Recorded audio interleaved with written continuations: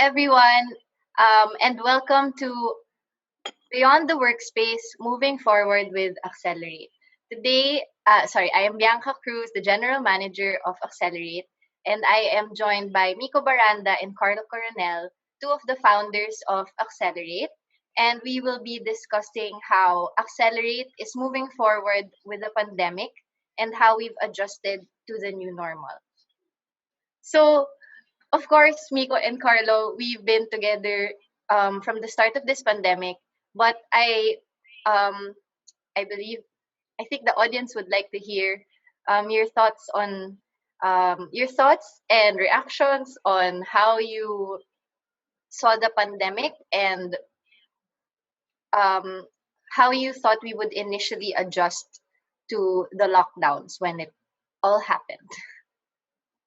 It might be good to refresh ourselves on what happened last year. So we had a fantastic 2019 for Accelerate. We were awarded by Lamudi as one of the best co-working spaces in the entire country for 2019, and that was a team effort, and everyone really contributed their all to make that happen. So by the end of 2019, Carlo, myself, Bianca, and the rest of the partners we're really looking forward to a much better 2020. We were already drawing up plans on expanding the facility and which other business districts we can open and other accelerate.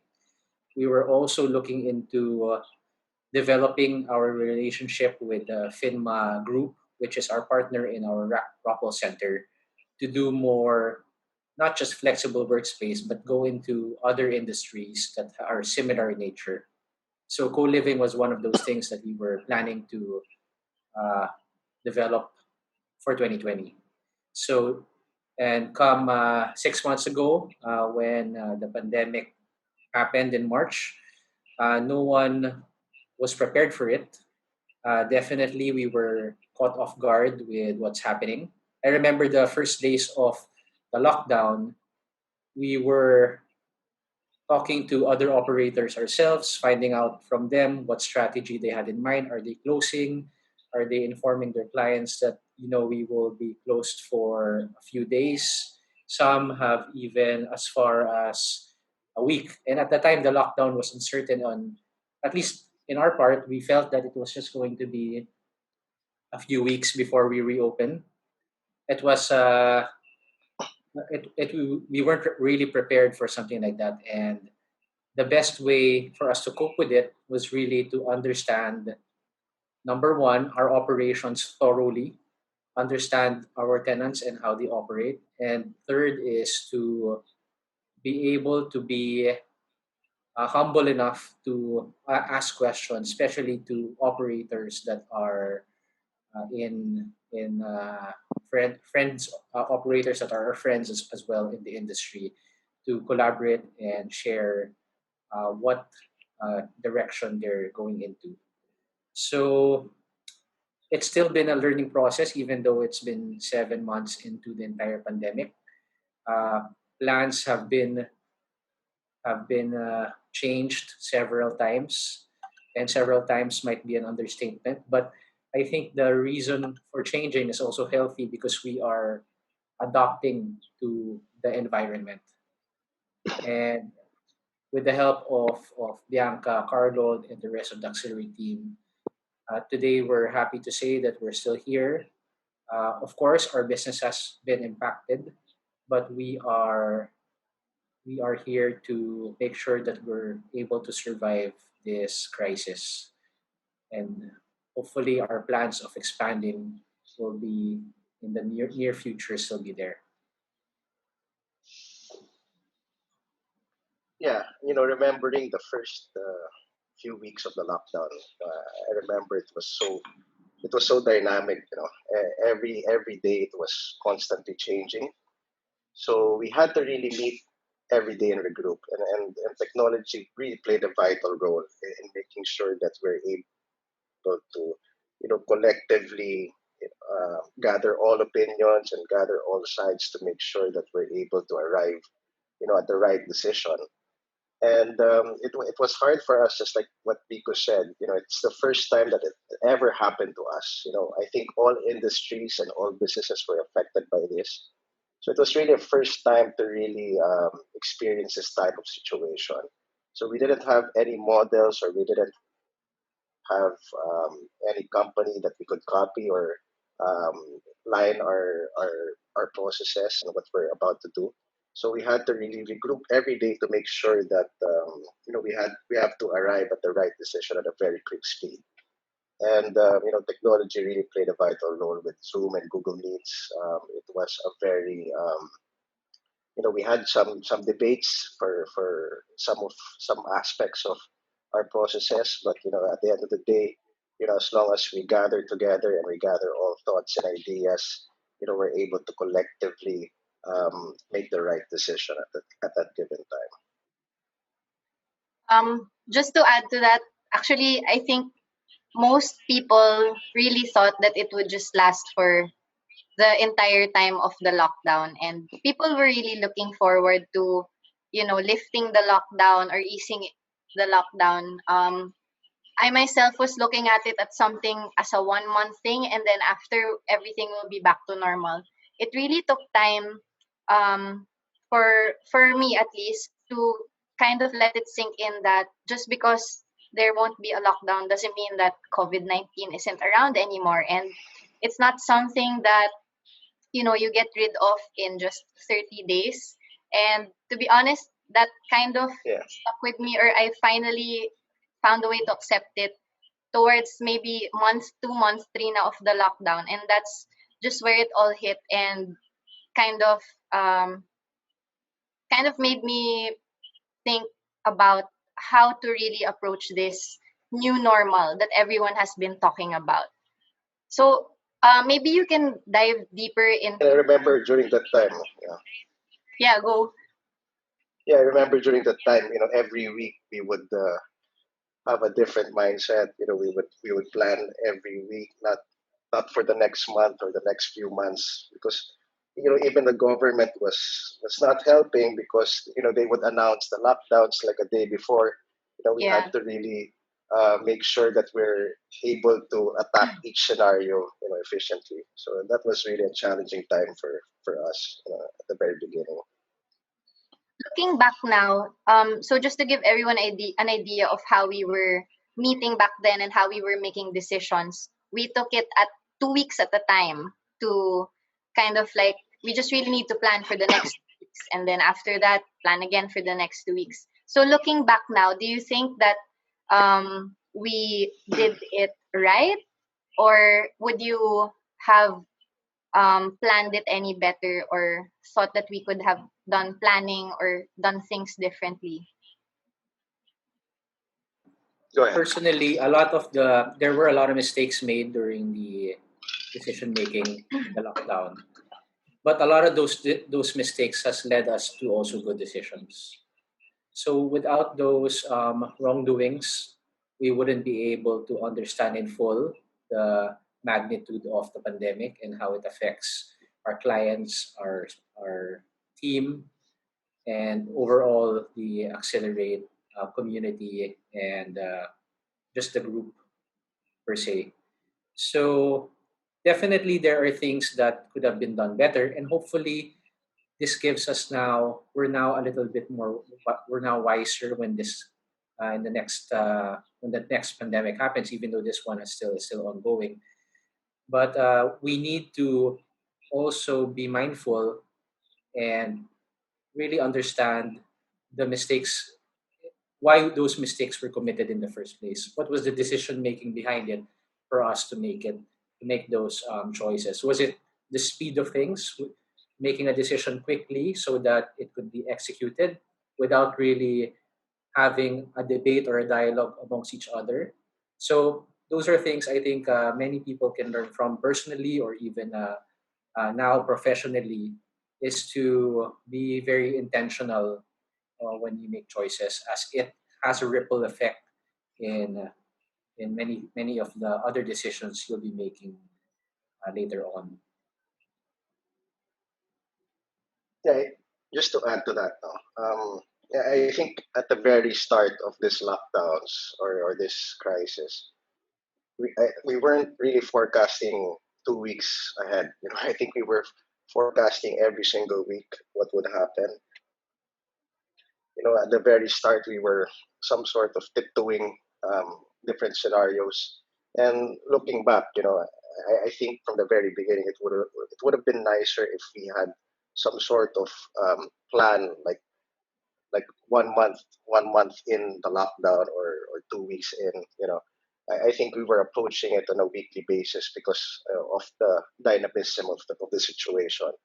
But again, practice makes perfect. I think over time we were able to adjust, and we made use of technology with our Zoom meetings and our Google Meet meetings. It was really a big help for us to really make sure that we arrive at the right decision, and we arrive at the decision at a very quick speed, because speed was very essential during that time. And just to add to that, um, one of the, I think, few traits that really came out was the importance of being vulnerable, the vulnerability in the situation. Even though we're tasked to make these hard decisions, admittedly, this is the first time we're making all these decisions, given that we've never experienced such a pandemic or such a crisis before. So what we reminded everyone was that we are we need your collective effort to help us understand whether we're making the right choices, to have this a healthy debate with each other to say, okay, this is what we planning to do. Do you think otherwise? If yes, tell us yes, why or why not. And that really is, I think, special, in a sense that it's not a one-way street where the decisions are being made are not just within a few people, but also being shared collectively with the group, for the group to also give their 2 cents, to also contribute. Because I believe personally that people see it differently in different perspectives, and each perspective is valid in a certain way. So it's just more of having that conversation and communicating with each other to arrive on what the best decision that you could make, given all the facts and given all the information.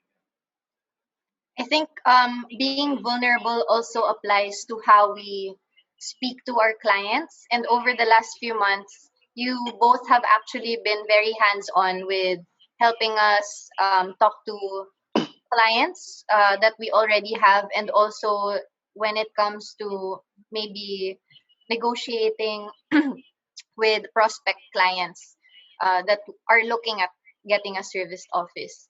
So, would you mind sharing um, maybe what your mindset was, or what your thought process was when it came to our clients? Because actually, uh, it's been very hard for us because our business model relies on the physical workspace and renting out of the space. And because of the lockdown, people have decided not to keep their offices anymore, or have asked for a lot of rent reliefs. So maybe you could share your insights on that. Yeah. I think that was one of the most challenging things that we had to really face. Uh, Dealing with each client. We had to deal each client very unique, because each client had a different situation. One client probably has cash flow that could help them survive 1 year. Another company might have a cash flow that would just give them 3 months of runway.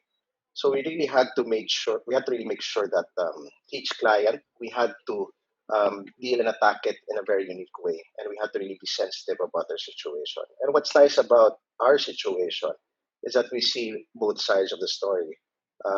We are landlords to our clients, and we're at the same time clients to our landlords, with our branches. And if you in our side, as tenants to our landlords, we see how a client would feel, if ever you don't get a discount or whatever, or concessions that our landlords would be giving. So we then apply that to the mindset that how we deal with our clients now, as a landlord um, position. So it was our mindset at the very beginning was to help people survive this crisis. But of course, at the end of the day, we can't really protect everyone from this crisis. I think everyone was really affected financially. All industries and all businesses were dealing this pandemic and this crisis for the very first time. But that was our mindset, just to make sure that everyone, we tried that everyone would be able to survive and get out of this crisis strongly. Yeah, I agree with Carlo, and just to echo some of the ideas he shared. It's we feel that it's basically an ecosystem between tenants, landlords, and well, on both ways, tenants, landlords to accelerate and vice versa. And it's hard for us to go to our landlords and say, we're affected if we know they themselves have been affected by the pandemic. So it's about finding that middle ground of a compromise between you and your tenant or us and our landlords. It's not just saying that, we're affected, so you owe us concessions. So what we've done with our tenants is, we know that you have certain obligations with the office, but we're willing to waive certain obligations for you to be able to at least give you some time to recoup or to get their get their bearings again. Similarly, that's how the conversations went with many of our tenants. And it's about empathizing as well with different industries because there are industries actually that have been with Accelerate that have actually done much better than they were even before the pandemic. And these ones have continued to stay with Accelerate, if not expand. But for those, similarly, for those, for example, that have been in the travel industry, we know that they would really they're one of the few industries that have been hit the hardest. And we're aware of that particular fact. And we know that, case to case, we'll have to extend more to that particular client. So I think that's what many people tend to forget that they feel as a company, it's only them that's affected. So everyone else now needs to help them out. But if we are to survive this entire thing, it needs to be finding that common compromise between all parties vendors, suppliers, landlords, tenants, partners. And at the same time, if you're able to, I think this is one of the few times that you really be able to build that relationship with your client. So if they see the genuine insincerity of how you handle things during the bad times, when things get better, they will look into again instead of looking outside of outside or any other facilities. We can say for certain that they'll be back and rent again when things get better and accelerate. I've been in a lot of those conversations actually with clients, and it actually makes it easier when you just lay out your cards up front and tell them that this is a situation, this is really what we're dealing with, and this is how we can help you. And when they reciprocate that and kind of let us know also and be upfront with us on their position, it'll be easier for us to help each other out. So it's more of just really understanding and empathizing, as Miko said. um so yeah, and it's really easier when you have a conversation with them about that rather than just imposing something and still kind of asking them to pay what is due. We're all here to help each other out anyway. But speaking of discussions, let's go kind of internally with the team. So let's it would be nice if we can share to the audience also how we have managed our team through this crisis. So just to give everyone an idea, our team is our team is needed on site every day. Even our marketing team, they can choose to work out of any Accelerate locations, but all our employees work on site every day because we are client facing. Most of us are in operations, and most of us are in the client facing side of the business. So maybe Carlo, Miko, you can share uh, how you thought about this and how you saw us adjusting. Yeah, I think the main priority from the get go was really to make sure that everyone's safe and we're protected from the virus in terms of our clients, in terms of our employees, our team as well. That was our first priority, is to make sure that everyone was protected and safe. So we decided to make sure that we are in a skeletal system. Most of our team are working at home, and some of the team is now in the branches to make sure that our clients and possible walk-ins, for example, are being attended to. So, again, at the very beginning, it was a tough adjustment because you had to really trust everyone that everyone's doing their work, because of course work from home setup is quite challenging. But at the end of the day, it's really more about the trust that you have with your team. It's really about communicating well with your team and making sure that everyone is up to speed, and everyone's delivering their outputs as required. And so far, we've been doing great with our adjustment with that. And again, technology again played a vital role with that. We're able to meet every day or every week, um, and we're able to see the output given by each individual. I guess one of the few things that I believe helped a lot is to really help the team understand what's happening in the company, why decisions were being made, and what were the challenges we're facing. So, on a once every month or once so often, we will hold a town hall meeting, and the reason for that is to update the team on each of the branches we have, how it's doing, are we able to maintain our cash flow, how can we survive it, how many months do we have left, if any, to survive certain facilities in our centers. So it's the transparency of them understanding exactly what how the company's been impacted, and to reassure them that we're doing everything we can, make sure that we're able to survive the pandemic. So that's, I believe, how we build trust with them, is to tell them straightforward. It's hard to hear it, no one wants to hear it, but this is what's happening, and this is what we need to do in order for us to make it through the rest of the year. And we need to be patient with everyone. It's not easy to adjust, as Carlos said, in the work environment. We have different work environments and people work different ways. But one thing we need to be able to do is, how can we support them to be more productive? And it's not, I don't think it's a blanket solution for everyone. We'll really need to ask them individually or ask them as a group, is there anything that we can do to support to make you more productive throughout the work from home setup? So today, many businesses, many operators have started to uh, operate and have their teams back to the office. We felt that, of course, having the team on site would increase our chances of getting more business for Accelerate, to make sure that if there are walk-ins, they're going to be able to.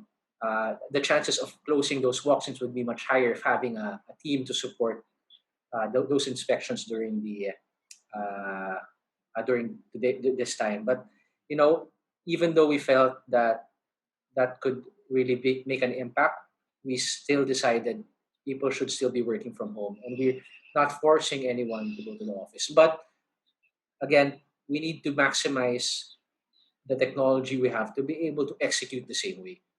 And it's just also treating everyone as an adult, saying, uh, we trust you that you're working. We trust that you're being productive. We're not looking over your shoulder to say, okay, what are you doing at 2 o'clock today? What's your schedule at 4 or 6? So it's just that the trust, and hopefully, things will be much better, and we can all go back to the office sooner than later. I mean, even when we were still working on site, I never felt like we were that kind of company that would really micromanage people. So we're the type of team, I would say, that would give a certain direction, a few guidelines, and we would let the team or the person kind of work on it at their own pace. And we actually don't even set strict deadlines unless it's really necessary. But just to add to the daily operations and the changes that we've had to face, we really embrace technology because instead of having our teams on standby on site for any walk-ins, we really implemented um, an appointment basis. So our clients would have to call us, would have to reach out to us first before they would go on site because of all the guidelines, safety guidelines that they had to go through upon entering the building. And of course, they can't be assured that when they go on site, they would receive the same level of service as what we had before the pandemic started. So we opened up a Zoom help desk every day so people can walk in there instead of going out to our sites to inquire. We made all our lines available, and again, technology has really played a, a, a part in kind of transitioning us to embrace work from home. So now that we are here in the new normal, and we've accepted that fact, how do you see Accelerate or other flexible workspaces operate, maybe until the end of the year at least? I think every business in every industry's mindset uh, for this year is just to really survive this pandemic. Make sure that your cash flow is able to help you survive until probably first half of next year. And our focus right now really is to really make sure that our cash flow is healthy and we're able to minimize costs and expenses and to be ready for next year, once demand will come in. And we're very hopeful that by next year, the demand for office space will come back. Maybe this year it's quite, we can't see the light at the end of the tunnel yet, but I think we see some bit of hope because it's evident. Every day we see the leads. It's constantly increasing, and that's a good sign that's coming back.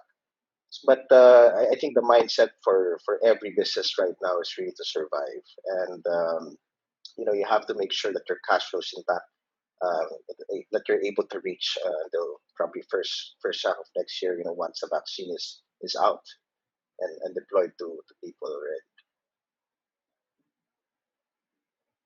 Yeah, to add, for me, we have to really understand what this new customer looks like, the new consumer, what their behaviors are.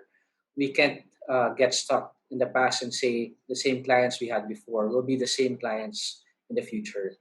So what we keep on reminding our teams is if we have tenants or companies inquiring for any of our services, let's try to understand in depth why they need, let's say, a private office or a virtual office. For us to create a much better approach when it comes to looking for business or looking for companies that will now be the future tenants of Accelerate.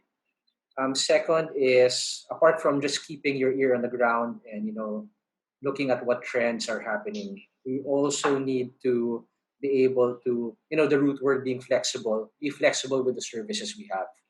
Um, Accelerate is known for throwing a lot of good events, using a lot of our event space for not just meetings and workshops, but also for uh, let's say I remember last year we threw in a Fête de la Musique in our own center.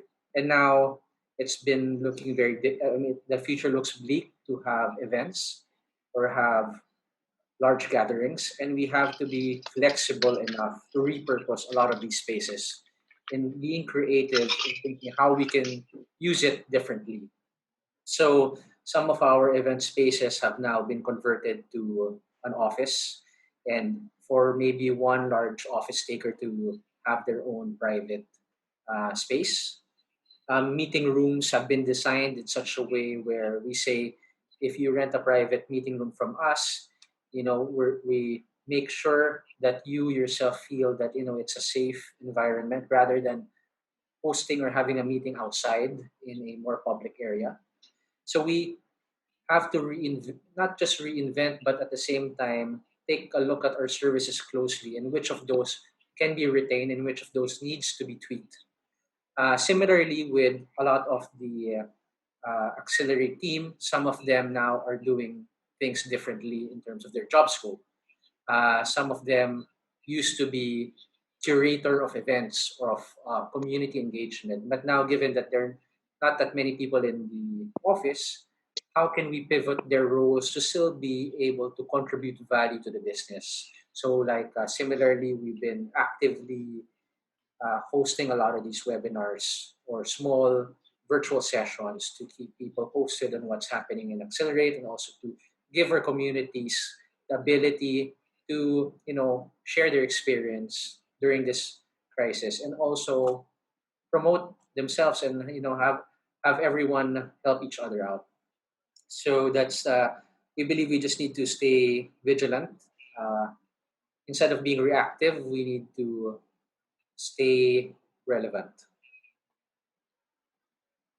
I've always seen Accelerate whenever people ask me what Accelerate is and what a flexible workspace is.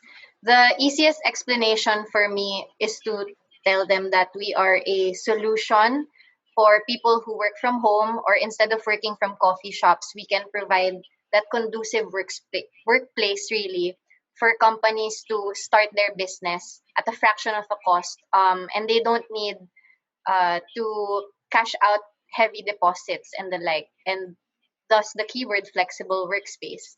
And with that explanation, I mean, I came up with that explanation because from our customer demographics, it's really composed of startups, small companies or SMEs, and also satellite offices of companies from abroad. And that's the kind of customer base that we have. But with this um, new normal, how do you see that changing? How do you see our customers changing? I think it's been evident in the leads that we're getting. Um, I think one of the surprising things about this pandemic is that the segment of the market is constantly evolving as well. We see the virtual office service that we have slowly increasing, and that's a good sign. That everyone, probably some companies have decided to work from home, and they just need a virtual address for their business registration. But at the same time, for the service office requirements, I think the segment of the market is also evolving.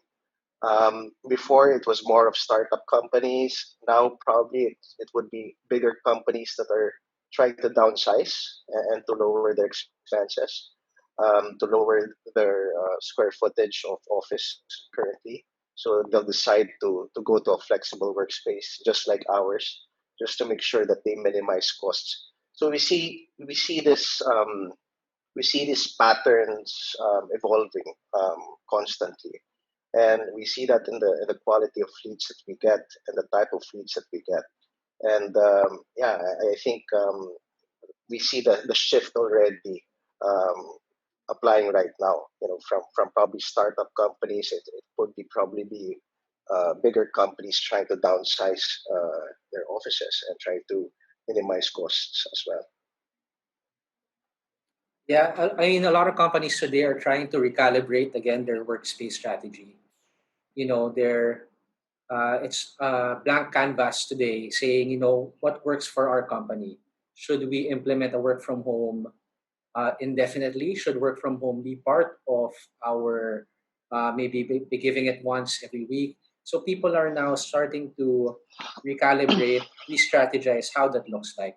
And we believe that we can be a solution for most of those companies that need the flexibility of not having a permanent office per se, but still having an office. Second is people are now looking on more of a decentralized solution where they're diversified throughout different places, not just concentrated in one facility. So, company A may have an office in Bonifacio, 1,000 square meters. They may look at the possibility of maintaining the same square meterage, but being distributed in different locations where most of the staff are actually living or where they are staying. Given that the in people's minds today, even though we get out of the pandemic next month, the fear of it repeating is already there. So they need to. People are now more mindful of the fact that this isn't a black swan event per se, but this actually could uh, mo- happen again, and they want to be prepared for it. This is a chance for them to prepare for it. And they're taking that seriously when they decide on their real estate. A lot of industries have been talking about what's next for them and how they will be embracing the new normal and making already bold projections and outlooks of how they will pivot and change. So, how about for the flexible workspace industry and Accelerate? How do you see us evolving, and what's next for Accelerate? The industry here in Manila, I believe, has been thriving in the last 5, 6 years, but at the same time also has been isolated and very fragmented amongst operators. And this crisis has given an opportunity for operators to really they themselves collaborate and share ideas on how to evolve and how to adapt to this entire crisis. And I think that's one of the biggest benefits that we have undertaken throughout the several months is having the comfort of asking another operator of how they're doing things and vice versa, sharing also best practices that Accelerate has been doing. That makes it a more I think that makes the industry stronger and more resilient throughout this entire crisis, as opposed to just being siloed and doing their own thing as a fragmented operator of sorts. So that's one of the biggest benefits. Second is, I mean, it's good to look beyond the pandemic, but for us, we're focused to really just make sure that we're able to survive this. The challenge is no one knows until when the pandemic will end. Even though we read in the news that a vaccine is coming sooner than later, it's still hard to really give a definite date. So for us, we need to take it a day at a time. We need to be mindful of changes happening in our environment and be able to adapt to it quickly, swiftly. So basically, our intention for this year is really just to make sure that we're able to survive 2020, survive 2021, and make sure that in the near future, we again will be looking to expand and being a market leader in the Philippines. Yeah, just to add to that, no, I think in every crisis there will always be an opportunity that would evolve, and we've seen that in the kind of leads that we've been getting. The virtual office has been a good type of service that has contributed it well in order for us to survive, this year and probably next year as well. For the service office, we're very hopeful about this type of service because we feel that the segment of the market is slowly shifting right now. Before it was more of the startup companies and companies abroad that have satellite offices here.